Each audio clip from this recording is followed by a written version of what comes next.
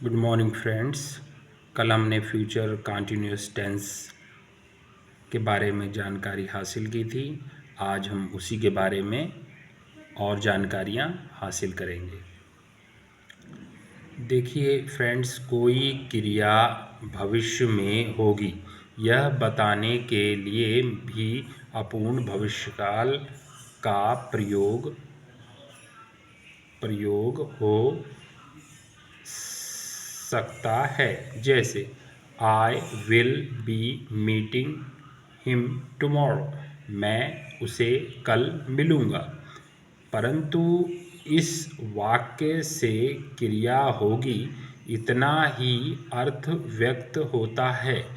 I will meet him tomorrow.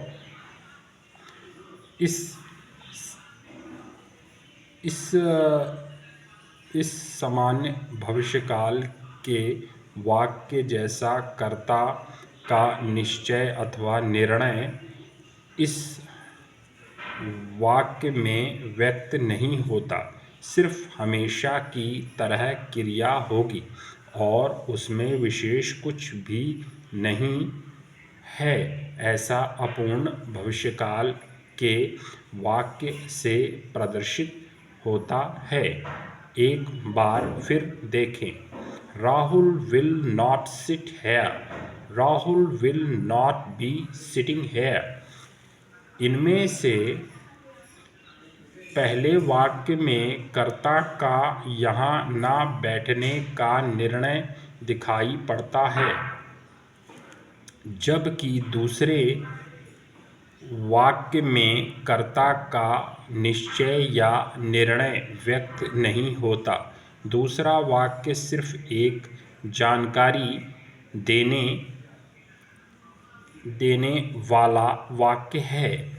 उसका अर्थ है कि राहुल यहाँ नहीं बैठेगा क्योंकि वह यहाँ नहीं बैठता। यह उसकी जगह नहीं है। ऐसे और कुछ उदाहरण। He will not be attending the meeting, वह सभा में उपस्थित नहीं रहेगा। We will be leaving tonight, हम आज रात निकलेंगे। बहुत ही उपयोगी बुक्स है friends.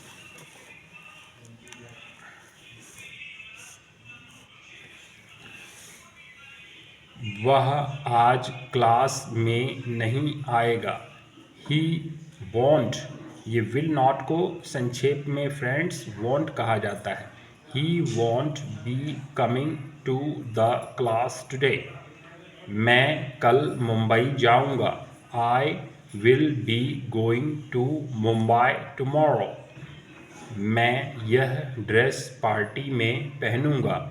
I will be wearing this dress to the party, क्या तुम इस प्रतियोगिता में भाग लोगे? Will you be taking part in this competition, party में तुम कौन सा ड्रेस पहनोगे? Which dress will you be wearing to the party?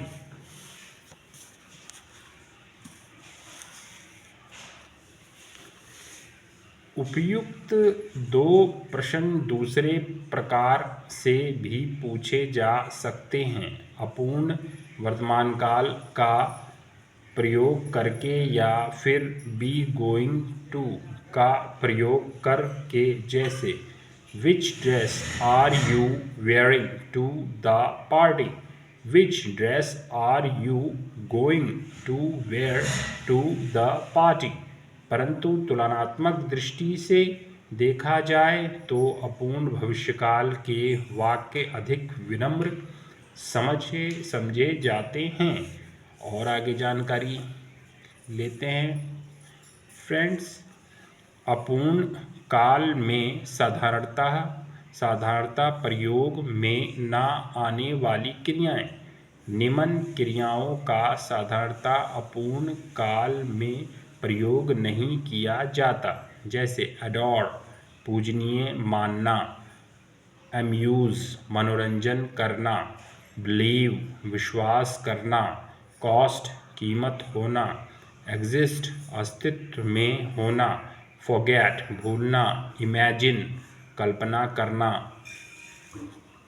Love प्रेम करना, प्लीज़ खुश करना, एग्री सहमत होना, अट्रैक्ट आकर्षित करना, केयर परवाह करना, डिसलाइक नापसंद होना, फेयर डरना, हेयर सुनना, लाइक पसंद करना, नीड ज़रूरत होना, रियलाइज़ समझना जानना।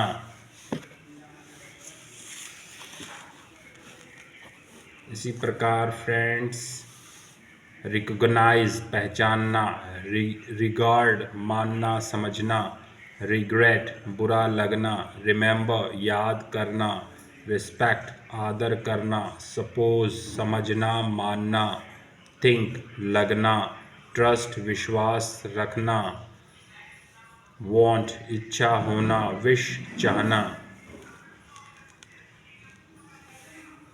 कुछ क्रियाएं जो एक अर्थ से अपूर्ण काल में प्रयोग में नहीं आती वे दूसरे किसी अर्थ से प्रयोग में आ सकती हैं। जैसे थिंक यह क्रिया लगना इस अर्थ से अपूर्ण काल में आम तौर पर प्रयोग में नहीं आती, लेकिन सोचना इस अर्थ से थिंक का अपूर्ण प्रयोग अपूर्ण काल में किया जा सकता है। जैसे मैं तुम्हारे बारे में ही सोच रहा था, I was just thinking about you। मैं अमेरिका जाने का सोच रहा हूँ, I am thinking of going to America। तुम किस बारे में सोच रहे हो, What are you thinking about। Feel यह क्रिया महसूस करना, सेंस लगना, थिंक लगना इस अर्थ से अपूर्ण काल में प्रयोग में नहीं आती, इसलिए हम I feel the earth shaking और I feel this is unreasonable ऐसा कहते हैं। आई एम फीलिंग नहीं, लेकिन फील कर का प्रयोग यदि मानसिक या शारीरिक अवस्था व्यक्त करने वाले विशेषण के साथ हो तब फील यह क्रिया सामान्य अथवा अपूर्ण किसी भी काल में आ सकती है। जैसे आई फील बेटर नाउ या I am feeling better now अपूर्ण काल में प्रयोग में ना आने वाली क्रियाएं। अब ये देखते हैं फ्रेंड्स जो अपूर्ण काल में नहीं प्रयोग में आती हैं। नीचे दी गई क्रियाएं अपूर्ण काल में प्रयोग में नहीं आती। अपीयर दिखना लगना, कंसिस्ट ऑफ का बना हुआ होना, कंटेन के अंदर होना, डिज़र्व के लिए योग्य होना, डिज़ायर बहुत इच्छा होना, डिस्पाइस तुच्छ समझना, डिटेस्ट घृणा करना, फॉरगिव माफ़ करना, हेट नफरत करना, नो जानना मालूम होना। उसी प्रकार हम आगे देखेंगे फ्रेंड्स। मीन अर्थ होना, ऑन का मालिक होना, पॉसेस का मालिक होना, प्रेफर प्राधान्यता देना, रिकॉल याद करना, रिक्वायर ज़रूरत होना, रिसेंबल समान दिखना, सीम दिखना जैसे खुश, सस्पेक्ट शक करना, अंडरस्टैंड समझना।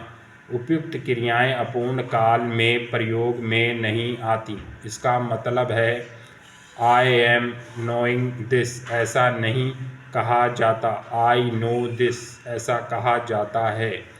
I am understanding your problem नहीं बोलते, आई अंडरस्टैंड योर प्रॉब्लम कहते हैं।